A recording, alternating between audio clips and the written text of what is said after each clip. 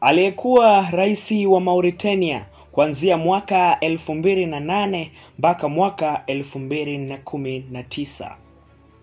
Mohamed Abdel Aziz anakitumikia kifungo cha miaka takriban 15 juu ya mashtaka ya rushwa yanayomkabili.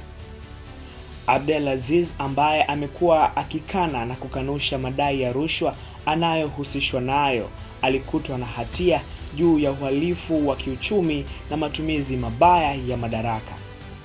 Rais huyu alipewa kifungo cha awali cha miaka 5 mnamo Disemba 2023 kabla ya hukumu yake kutolewa na mahakama.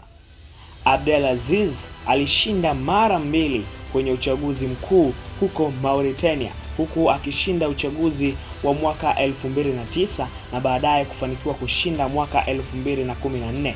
Hivyo amebahatika kukaa madarakani kwa miaka takriban 10. Na baada ya kutoka madarakani, bunge la Mauritania lilimshitaki rais huyo kama kiongozi aliyejihusisha na masuala ya rushwa mnamo 2019. Hivyo kesi yake kufikishwa mahakamani na hatua nyingine za kisheria kuchukua mkondo wake.